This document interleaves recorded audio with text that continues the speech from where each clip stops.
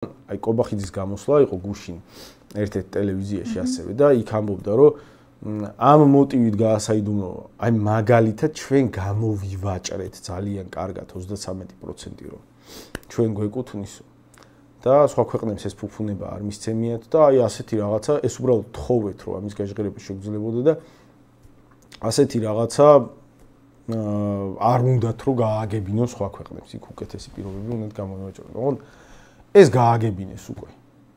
ანუ ის რომ ჩვენს სახელმწიფოს ეკუთვნის 33%, ეგ რავი გააგებინეთ უკვე. ანუ ჩვენმა სახელმწიფომ ბჭყალებში რა მოიგო, ეგ ინფორმაცია გაასაჯაროეთ.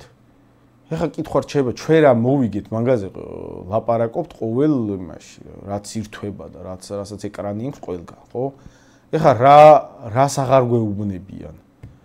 რისი თქმა კომპანიას სხვა ქვეყნებისთვის შეიძლება არ უნდოდეს იმის გამო რომ აქ იმდენად ქვეყნისთვის ბჭყალებში კარგ პირობებს მიაღწია რომ აი სხვაგან ვაჭრობისთვის ხელშემშლელი იყოს ეგ რავი გითქვიათ აგე და დარჩენი რა იმალება ეგ კითხვა არ ჩდება ჩვენ რას ვიღებთ მაგაზე ლაპარაკობთ და ის ხო არ იმალება რასაც ჩვენ კარგავთ პირობები, რომლებიც შემაშფოთებელი შეიძლება აღმოჩნდეს ხალხისთვის. მაგალითად, ბინა რამდენი იქნება? მაგალითად, რა ფასების იქნება ეს ბინები? აი ხა რომ გასაგები იყოს დეკლარირებულად. ისე კი არა, ჩვენ რო ვითვლით და ჩვენი დათვლით რო გასაგები ხდება, რომ აი ამ დათვლებში ბინა ვერ იქნება მაგალითად $3000-ზე იაფი. $3000-იანი ბინები ღირს იყიდება სულ 3%-ია მთელი ბინების გაყიდვიდან.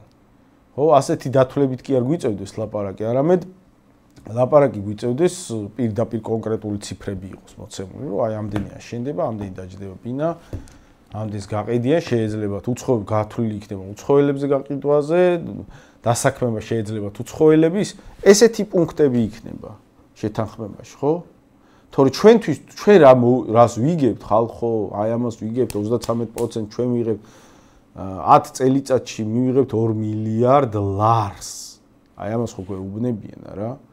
ანუ 10 წელიწადში რომ $2 მილიარდ ვიღებთ, ჩვენ წილად რას მოგცემს ეს, რას შეგვითანხმდებით რომ ჩვენ სასარგებლო, ეგ გაასაჯაროეს. უბრალოდ თლად კარგი პირობები აშკარად არ არის ჩვენთვის, მაგრამ გაასაჯაროეს.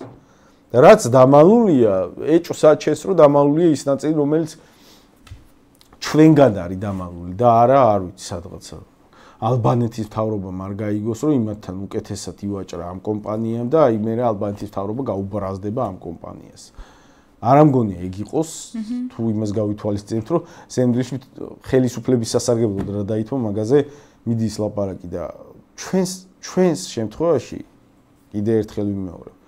საუბარი არის ხალხო კობახიძემ თქვა ახლა ხო არ იტყვის ოცნების სამორჩევი რომ კობახიძე ტყვის $2 მილიარდ მოვიგებთ 10 წლის განმავლობაში 10 წლის განმავლობაში $2 მილიარდი რა არის წელიწადში $200 მილიონი საზოგადოებრივი მაუწყებლის ბიუჯეტი არის $100 მილიონი წელიწადში აი საზმაუროდ აიგეთოს ხო მაგის ნახევარს ესე იგი უბრალოდ აი რაც უნდა მივიღოთ მაგის ნახევარს ზოგავთ აი ხო მიდის აი მაგალითად საუბარი მოწინააღმდეგე მხრიდან აი სადღაციდან ხოლმე შემოვიდეს ფული რომ აი რაღაცა განვავითაროთ აი უსმენდი მაგალითად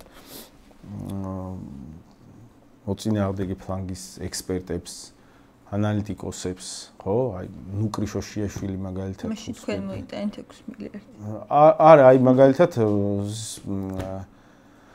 ენერგეტიკის სექტორის განვითარება უნდაო კობახიძეს და ამისთვის დაგჭირდება ფული და აქედან რა მოგებასაც მოიღებთ იმ მოგებას გავუშვებთ და ჰესებს ავაშენებთ ხო იმიტომ რომ ჰესები გჭირდება ენერგეტიკის განვითარება გჭირდება რაც სიმართლე ენერგეტიკის განვითარება გჭირდება ოღონდ ფული რომელიც აქედან მოდის თურმე ყოფილა ორი საზმაურო უბრალოდ საზმაურო დავხუროთ და ღარიბაშვილის მოპარული ფული რო დავაბრუნოთ მაგ თანხას ამოვაგდებთ რა ხო და ცოტა მთლად ის თანხა არ არის რომელთაც დრამატული ცვლილებების გამოწვევა შეიძლება ამ ქვეყანაში. ანუ ჩვენ თუ დრამატული ცვლილებების ამ მასშტაბის ცვლილებების გამოწვევა წელიწადში 200 მილიონი ლარის ოდენობის შეგვიძლია, არ ვიცი, აი ცოტა ეკონომიურად რო იპაროს თავრობა და უბრალოდ აი საზმაოსნაირი ხორცმეტები რო ჩახსნას აი რაღაც აქ იქ მარტო საზმაო აი სხვა სექტორებში ეგ მაგთან ხას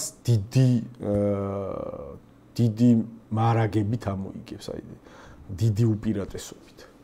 კი ბატონო, აქ გაჟღერებული იყო ამ კობახიძის ამ რგოლში გაჟღერებული იყო საუბარი სწორედ მიგრაციასთან დაკავშირებითაც და მიგრაციის პრობლემაზე საუბრისას როგორც წესი მეორე მხარე, ანუ სახელმწიფო პროპაგანდა და პროპაგანდისტები აქტიურად საუბრობენ და აყენებენ საკითხს ისე, რომ რანაირად უნდა ჩამოვიდეს ქვეყანაში ამდენი უცხოტომელი, ან რატომ უნდა ჩამოვიდეს, ან საუბრობენ იმაზე, რომ მარტივი არ არის ქვეყანაში ბინადრობის მოპოვება, ის მხოლოდ რაღაც ერთი საკითხია, მხოლოდ მქონების შეძენა, არსებობს კიდევ სხვა პრობლემები და ხო, რა თქმა უნდა არ არსებობს, მაგრამ ისინი ასე აყენებენ, რომ მასე მარტივით არ არის ყველაფერი, როგორც თქვენ აღწერთ. ეს სინამდვილეში ამ პრობლემის მოგვარება, დემოგრაფიის პრობლემის მოგვარება და მიგრაციის საკითხის რაღაცნაირად დარეგულირება. რამდენად შესაძლებელია ესე რეალურ დროში შეიძლება ასეთ ვთქვათ, რამდენად შესაძლებელია ამ ხელისუფლების პირობებში თან თუ გავითვალისწინებთ იმ ხელშეკრულებას, რომელსაც არასაჯაროებენ და სავარაუდოდ ძალიან ბევრი საუბრობს იმაზეც, რომ ამ ხელშეკრულებაში არ იქნება მაინც და მაინც ჩაწერილი ის, რომ ის 30,000-ივე სამუშაო ადგილი ქართველების მიერ იქნება ათვისებული. ხო, ეგ არ იქნება ათვისებული. ჯერ ერთი 30,000 სამუშაო ადგილი არ იქნება, მან შეიძლება მეტი იყოს, იმიტომ რომ რა ციფრიც გაჟღერდა 30,000 კვალიფიციური მუშახელი იგულისხმება. ანუ რეალურად შეიძლება მეტი, ხო? არა კვალიფიციურიც, ხო? ეხლა უკვე გამოდი, ეხლა ასე ვთქვათ რა, დავიაროთ აბა სამშენებლო კომპანიების საიტებზე, სამშენებლო სივრცეებზე, დაიარეთ ხალხო და ნახეთ აბა მარტო კურიერები კი არ არიან უცხოელები. სავსეა, ყველა სამშენებლო კომპანია მუშაობს უცხოელებით. თუ არსებულ სამუშაოს მასშტაბებს ვერ აკმაყოფილებენ და ვერ ითვისებენ ადგილობრივი მუშახელით, რა წარმოგვიდგენია, რომ არაბი ინვესტორები, რომლებიც მოგებაზე არიან ორიენტირებულები, ანუ რომლის ინტერესიც რა არის, რომ ქართველები დაასაქმო თუ მოგება მოიგო, ხო? მოდიან აქ და რაღაცა კორპუსი რო უნდა აშენონ. პირობითად რა 5 მილიონ დოლარად, იმ 5 მილიონ დოლარიდან მუშახელს რაც ნაკლებს გადაუხდიან, მით მეტი დარჩება თვითონ, ხო? კანონმდებლობა ითვალისწინებს, რომ შეუძლია შემოიყვანოს, რომ ვკითხულობთ, რა გარანტიები არსებობს, აი სად წერია, რამე კანონი მივიღოთ იმისა, რომ ამისი დაზღვევა მოხდეს, პასუხებს რატო არიდებენ, იცით თავს, აი რატოა ესეთი პასუხები, რომ აი პრემიერი გამოდის და იმას კი არ გეუბნება, რომ აი ნახეთ ხალხო, რატო ვერ დაასაქმებენ, იცით, პაკისტანელებს და ინდუსებს და ვიცი, აფრიკელებს და იმათი ხელით რატო არ ააშენებენ, იცით, აი ნახეთ აი ამ კანონში ეს გავამკაცრე და ვერ შემოვა ინდუსი. ნუ გეშინიათ ხალხო მუშახელი იქნება ქართველები, იმიტომ რომ აი ეს კანონი გაჩნდა. რომელიც ახლა არის. მაგას კი არ გეუბნება. პრემიერი გეუბნება, რომ ეს იქნება ქართული ევროპული ყაიდის პროექტი, ძალიან პატრიოტული, ძალიან რაღაცა იმედის მომცემი. აი ესეთი რაღაცა სადღეგრძელობ ტყელსიტყვებს, იმიტომ ლაპარაკობს, რომ არაფერი მსგავსი არ არსებობს, არანაირი კანონი არ ითვალისწინებს მსგავს შეზღუდვას და მიიღეს ახლა შესწორებები კანონმდებლობაში, რომლის მიხედვითაც იმის არაბულ საამიროებში ვინმეს თუ აქვს ერთწლიანი ვიზა, იმ ადამიანს ჩვეულებრივად შეუძლია უვიზოთ საქართველოს შემოსვლა. ნებისმიერ პაკისტანელს შეიყვანენ, მისცემენ ვიზა, შემოიყვანენ აქ უვიზოთ, რა თუნდა აქ რა პირდაპირ არაფერი ის არ ჭირდებათ, რა ქვია, რაიმე მექანიზმი საამიროებს, არაბთა გაერთიანებულ საამიროებს ავტომატურად საქართველოს ღია საზღვარიებთ, ვისაც მისცემენ ხანგრძლივ ვიზას, იმას შემოიყვანენ უვიზოთ საქართველოში. ეგ არის მოცემულობა და ეხლავე არ არის საკმარისი მუშახელი ამ მასშტაბებისთვის, რომელიც არსებობს ქვეყანაში მშენებლობის, ავტომატურად იგულისხმება, რომ უცხოელები დასაქმდებიან იქაც. ეს პრობლემა როგორ შეიძლება მოგვარდეს, ერთია რომ კანონმდებლობის დონეზე ამას ჭირდება ნება და კანონმდებლობის გამკაცრება, რა თქმა უნდა ტყუილია საუბარი იმაზე რომ არა კაცო იმას რა ქვია ქონების $100,000 და ზემოთ ქონების შეძენის შემთხვევაში ავტომატურად არ გეკუთვნის ბინადრობის ნებართვაო ეგ ტყუილია ავტომატურად არ გეკუთვნის იმ შემთხვევაში თუ არ გინდა ძალით კი არავინ მოგცემს ეხლა მაგ манипуляციური ქვეტექსტი თუ ამატებს სიტყვას ავტომატურად ძალით არავინ არ გაძლევს ძალით არავინ არ აძლევს მაგრამ ვინც გამოხატავს სურვილს ავტომატურად ეკუთვნის თუ არ აქვს მძიმე სამართლებრივი დარღვევები და ამის მიღმა კანონმდებლობა ითვალისწინებს ძალიან ლიბერალურ ნორმებს სამუშაო მიგრაციაზე ანუ შეუძლია მოიწვიოს უბრალოდ კომპანიას მარტივად ნებისმიერი უცხოელი არაბული ქვეყნებიდან პირდაპირ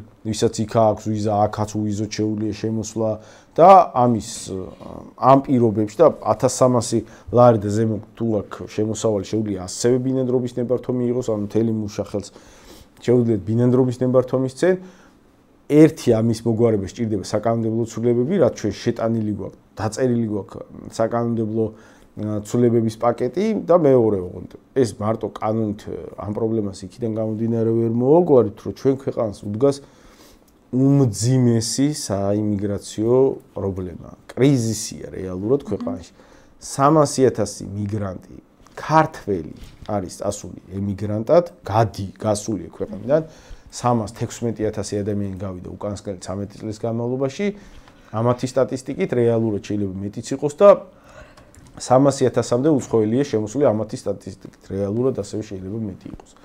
ანუ 300,000 ქართველი ჩაანაცვლა 300,000-მა უცხოელმა. ის რომ შეიძლება მეტი იყოს, ეს ყველაფერი მეტყველებს იმაზე, რომ ქართველი რომ მიდის, მუშახელი რომ ნაკლებია, იქ რაღაც ეტაპზე ჩდება სამუშაო ძალის შიმშილი ქვეყანაში, ანუ სამუშაო ძალის საკმარისი ოდენობა აღარ არის. რა თქმა უნდა, ამ საკითხში ცვლილებების მიღწევა სჭირდება მიზანმიმართული, ხანგრძლივი სისტემური პოლიტიკური ცვლილებები. ეს ესე მარტივად მოსაგვარებელი ქართველები რატომ მიდიან? ქვეყნიდან ეგ მარტივად მოსაგვარებელი არ არის და მანდ გასატარებელია როგორც ეკონომიკური ცვლილებები, ისე პოლიტიკური ცვლილებები იმისთვის, რომ აქ პერსპექტივის განცდა გაჩნდეს ამ ქვეყანაში. ოღონდ ამ ყველაფრის განურჩევლად ეს პროცესი შეიძლება ასე მყისიერად გაჩერებადი გადინების ადვილი არ იყოს. ეხლა ამაზე უნდა იმუშავოთ 13 წელი და ეხლა თუ დაიწყებენ რაღაცა განვითარების იმ მიმართულებით სვლას, რომ შეანელონ მიგრაცია უცხოეთში ქართველების ეს აუცილებელი ნაბიჯია. ოღონდ ამასთან ერთად განურჩევლად იმისა რამდენი ადამიანი გაედინება და მანდიდან გამომდინარე რამდენად წვავე დგება იაფი მუშახელის პრობლემა მაგის განურჩევლად აუცილებელია რეალური საფრთხეების გააზრება, რა საფრთხეები ახლავს მიგრაციას უცხო ქვეყნებიდან, რა ქვეყნებიდან განსაკუთრებით წვავე შეიძლება იყოს საფრთხეები, რა ტიპის მიგრაცია არის განსაკუთრებით ძიმე საფრთხეების მატარებელი, მაგალითად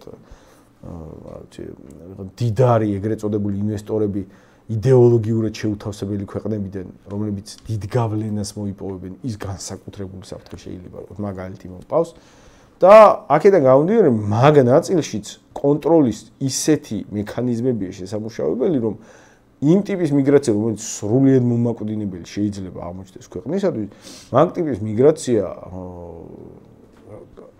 მოხერხდეს სწრაფი პრევენცია მაგ ტიპის მიგრაციის საფრთხეების და ამაზე ახლა პირდაპირ საკითხის ისე დაყენება, რომ ნებისმიერი ადამიანი, რომელიც ამაზე საუბარს იწყებს, ცხადდება ქსენოფობად, რაღაცა სახელმწიფოს განვითარების მტრად, მიზანმიმართულ დივერსიების მომწყობად და ჩაშლა ნებისმიერი დისკუსიის ამ მიმართულებით, რაღაცა შაუბნელი ეპითეტების და შეფასებების მიკერებით ამ თემის მიმართ, ეგ სინამდვილეში გულისხმობს, რომ არავინ არანაირი რეალური პოლიტიკის შემუშავებაზე, სჯელობას და დისკუსიის, პოლიტიკური დისკუსიის წარმოებებას არ აპირებს და ეგ განსაკუთრებით შემაშფოთებელია ამ საკითხში.